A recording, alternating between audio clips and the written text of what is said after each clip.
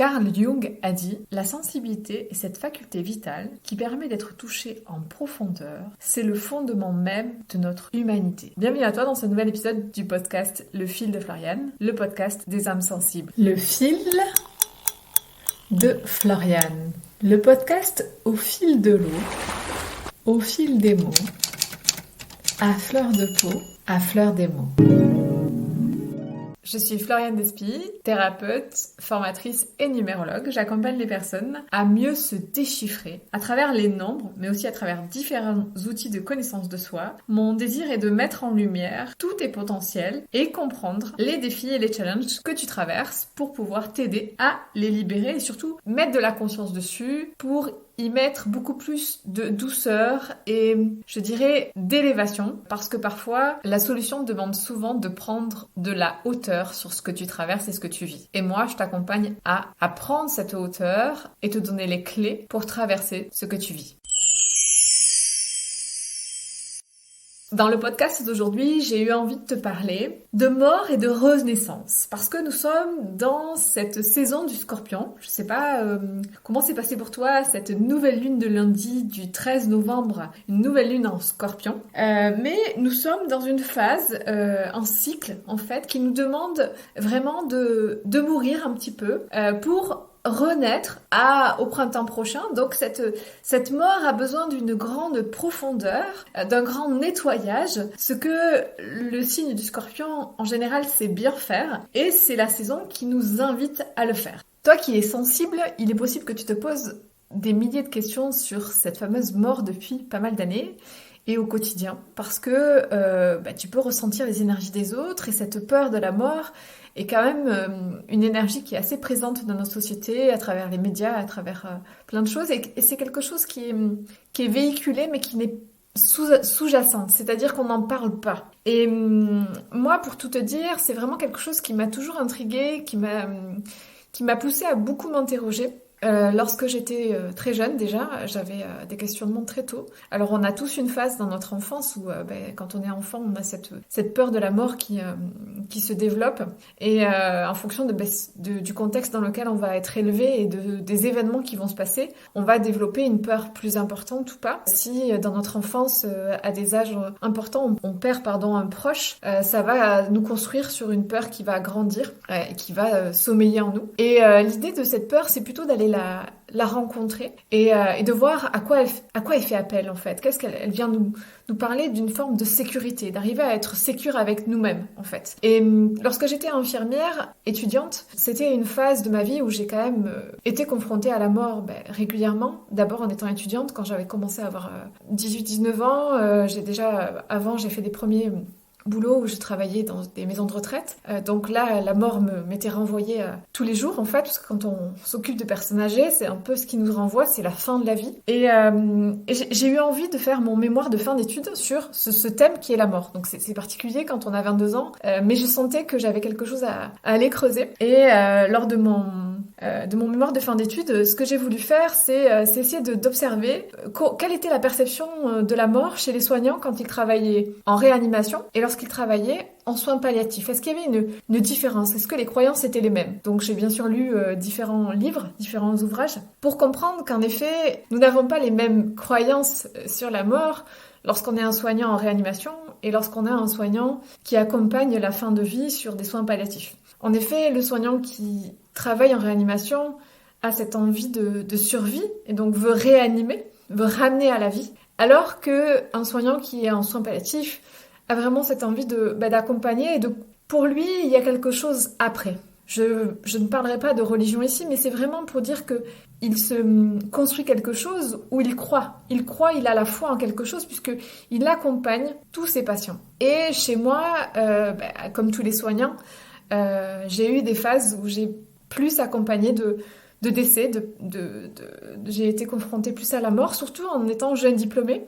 Je me suis d'ailleurs posé beaucoup de questions à une époque parce que je disais à mes collègues mais pourquoi ils meurent tous avec moi? Je comprenais pas vraiment en fait qu'est-ce qui se passait et je crois que c'était aussi pour me faire travailler dans la profondeur par rapport à cette peur-là.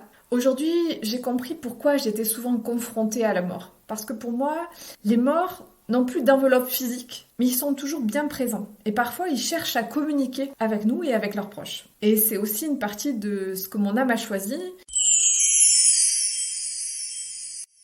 Alors, avant de rentrer un petit peu dans ce que vient nous faire travailler cette nouvelle lune et cette saison du Scorpion, j'avais quand même envie de te lire un extrait du livre de Valérie Jesper sur « Et si vous étiez passeur d'âme ?» Dans un extrait, elle parle du passeur d'âme et du travail avec les défunts. Elle nous dit que les passeurs d'âme ont la capacité naturelle et subtile et souvent affûtée. Ils peuvent ressentir, voire sentir les âmes errantes, tout comme les autres entités. Ils ne sont pas forcément conscients de cette capacité-là, car par le simple fait de rayonner leur propre lumière, ils font passer des âmes en besoin vers la lumière. Ils le font pour elles sans s'en rendre compte. Parmi ces passeurs, beaucoup se tournent vers les métiers de l'accompagnement en début de vie, comme les sages-femmes, les obstétriciens, les doulas, pour un accueil dans la matrice, ou en fin de vie, pour le retour à la source, les soignants, les soins palliatifs, les EHPAD, les métiers du médical. Accompagner les âmes des défunts est à la fois très simple et très complexe. Ce n'est pas un métier en soi, c'est une corde ajoutée à son arc parmi d'autres fonctions. J'avais juste envie de lire cet extrait qui, moi, m'a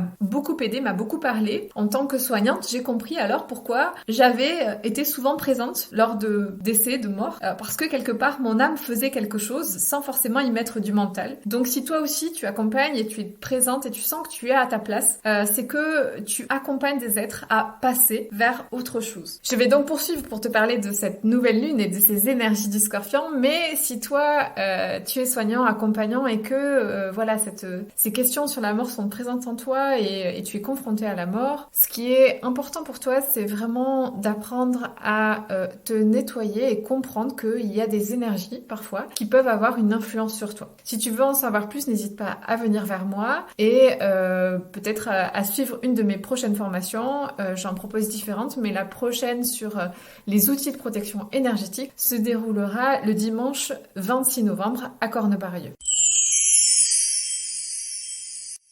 Alors, pour poursuivre, revenons à cette énergie de cette nouvelle lune en Scorpion. Qu'est-ce qu'elle vient nous dire? En effet, on est invité à mourir, à laisser des parties de nous qui n'ont plus besoin d'exister, qui sont déjà mortes et auxquelles des fois on cherche encore à se raccrocher. Ça faisait plus d'1 an et demi, 2 ans que nous avions un axe des éclipses sur l'axe Taureau-Scorpion. On est venu travailler cette sécurité intérieure. C'est apprendre à se détacher de toutes ces choses dont on croit qui nous rendent sécures, alors qu'en fait, ce ne sont que des illusions. Nous avons travaillé depuis 2 ans le fait de revenir à notre essentiel, revenir à ce qui est important et à trouver cette sécurité à l'intérieur de nous et se rendre compte que personne ni quoi que ce soit peut nous rendre plus sécures que nous-mêmes. Et si nous cherchons à fuir ça, nous sommes confrontés encore plus à des pertes, à des deuils extérieurs parce que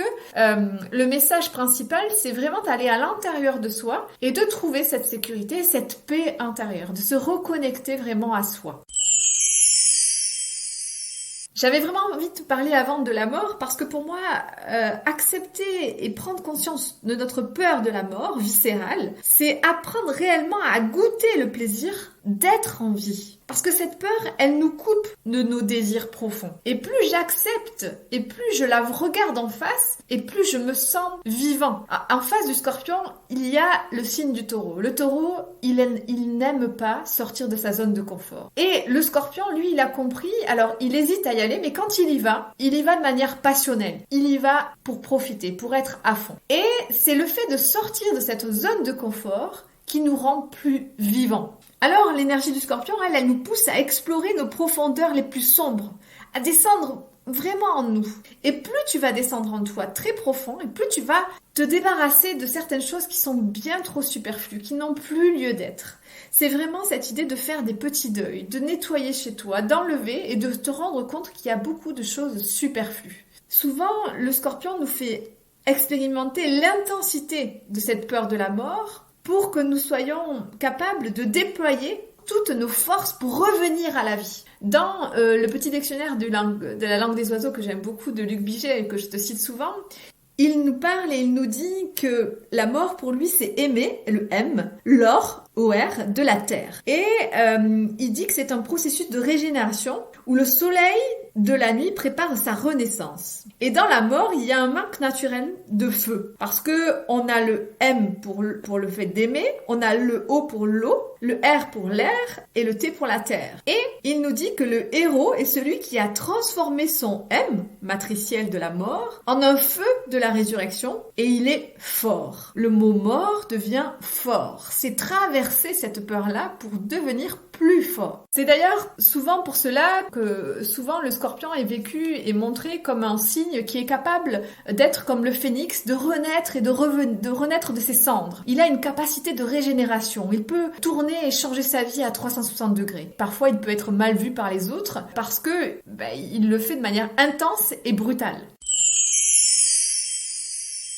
Alors concrètement, qu'est-ce que tu peux mettre en place avec ces énergies de nouvelle lune? Je sais pas si tu as fait des petits rituels avec la nouvelle lune, et puis il y avait aussi le portail du 11-11 2023 qui faisait 11-11 et 2023 c'était 7, et si on additionne tout ça fait 29, et donc ça fait sur une journée universelle 11. Donc il y avait un portail très puissant samedi dernier qui va se refermer le 22-11 2023. C'est le moment d'intentionner, de mettre dans la matière, enfin de matérialiser tes pensées, de les écrire. Donc l'idée c'est de d'abord reconnaître et traverser émotionnellement les deuils que nous avons à faire et qui sont peut-être encore en nous et qui n'ont pas été complètement faits. On peut remonter de l'enfance.